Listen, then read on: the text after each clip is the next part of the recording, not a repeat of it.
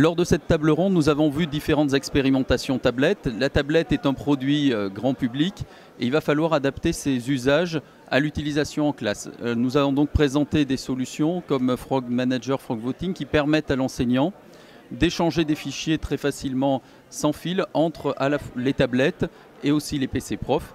On a vu également que lorsqu'on a un parc de tablettes qui peuvent sortir de l'établissement, il allait falloir pouvoir gérer ces tablettes à distance et qu'il existait maintenant des solutions type Intune de Microsoft qui permettaient d'administrer un parc de tablettes sans avoir un serveur dans l'établissement. À la fois, on va pouvoir installer des applications sur un parc de tablettes qui ne seront pas forcément dans l'établissement au moment de l'installation, désinstaller ces tablettes, gérer des antivirus, comme on le gérait sur un parc de PC classique.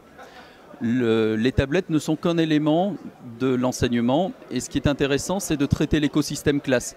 C'est un outil individuel, mais dans la classe, on va avoir des outils collectifs, comme le tableau interactif, et avec de nouvelles interfaces, de nouveaux OS, comme Windows 8, qui vont permettre de naviguer comme sur une tablette, il est intéressant d'avoir des tableaux interactifs qui soient double touch, pour que l'on puisse naviguer sur des contenus qui auront été conçus pour tablette, parce que la navigation et l'interface n'est pas du tout la même lorsqu'on est en tactile.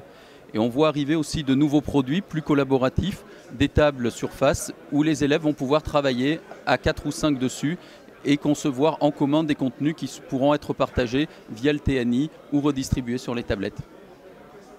Donc nous avons vu différentes expérimentations et notamment l'utilisation des tablettes dans la salle de classe, justement pour justifier cette utilisation des tablettes dans la salle de classe.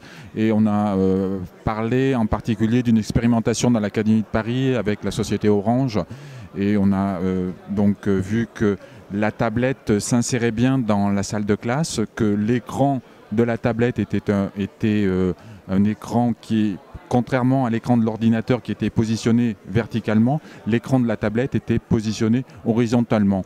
Donc c'est l'écran qui ne fait pas écran et c'est la tablette donc avec les différentes applications qu'on peut retrouver sur Android Market en particulier.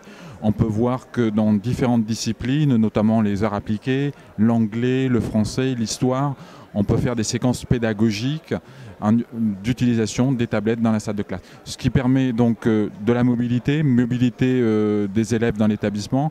Ensuite, outils multifonctions, on peut prendre des photos, on peut dessiner, on peut donc lire la presse, lire des livres.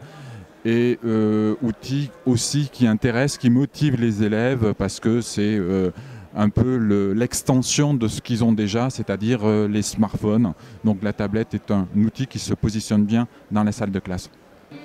La table ronde a aussi été l'occasion d'aborder des expérimentations de classe mobile, qu'elles aient été équipées de tablettes numériques ou d'ordinateurs portables, netbook ou ultra portables. Donc des expériences menées sur une année ou plus, qui visait à équiper des classes pour un usage permanent des élèves de ces appareils. On a pu en tirer quelques conclusions. Trivialement d'abord, quand même, certaines difficultés de mise en place. Introduire des équipements de ce type-là dans un environnement numérique existant de réseau, ça ne va pas de soi. Après, des enseignements pédagogiques relativement intéressants.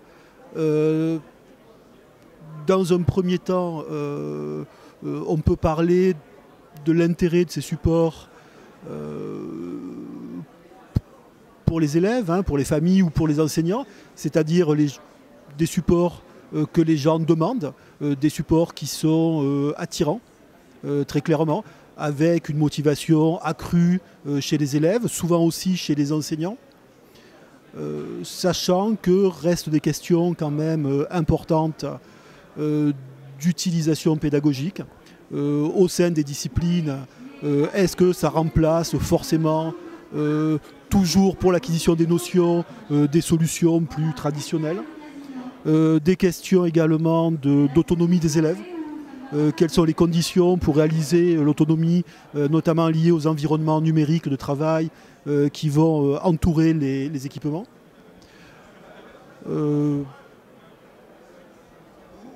Donner des tablettes, je pense qu'on peut déjà dire, des tablettes ou des netbooks, que ça ne va pas de soi.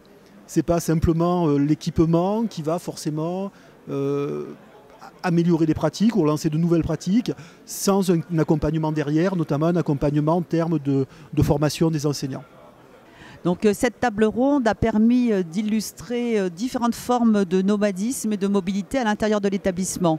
On a eu deux catégories de témoignages, les classes mobiles de netbook ou d'ultra portable et les classes mobiles de tablettes avec toutes deux des points communs très importants et le collègue vient de le souligner. C'est d'une part un certain nombre de difficultés matérielles à l'installation de ce type de matériel qui arrive dans un établissement avec une certaine rupture qui est introduite dans l'établissement et donc effectivement de la nouveauté, de nouvelles pratiques, des remises en cause et en même temps une nécessité d'adapter sa pédagogie et donc en fait de créer un mouvement au sein d'une équipe pédagogique. On ne peut pas faire une expérimentation tout seul dans son coin, on est obligé d'impliquer ses collègues et on voit des comportements intéressants se mettre en place, c'est-à-dire qu'on voit les éléments moteurs, souvent utilisateurs de TIS dans un établissement, qui se mettent à s'insérer à ce qu'enseignent les autres enseignants pour leur donner les outils pour pouvoir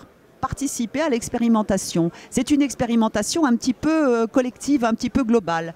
Et vous avez tout à fait raison de le souligner. Tout à l'heure, ce qui est ressorti de cette table, c'est que l'accompagnement était primordial. C'est-à-dire qu'on a un équipement qui est coûteux, on veut le rentabiliser, on veut le faire fonctionner et on est obligé de s'associer aux autres collègues et on est obligé aussi de se mettre dans une certaine position de recherche pour inventer de nouvelles façons d'enseigner à partir de ces outils. L'outil ne fait pas tout, effectivement. Il n'est pas forcément simple à utiliser, mais il remet en cause beaucoup de choses. Ça a été abordé dans cette table ronde de différentes façons.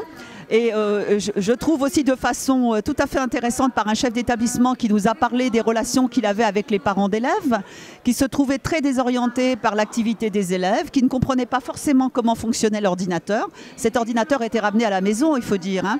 Et ce sont les élèves qui se sont vus obligés d'expliquer à leurs parents comment ils construisaient leurs cours à partir de ressources qu'ils allaient chercher eux-mêmes. Et je dois dire que là, il y a quelque chose de nouveau, c'est-à-dire qu'il y a une implication des parents. À partir du moment où le matériel est ramené à la maison, il y a une implication des parents et il y a une communication qui s'établit et qui, jusqu'à présent, a été plutôt rare.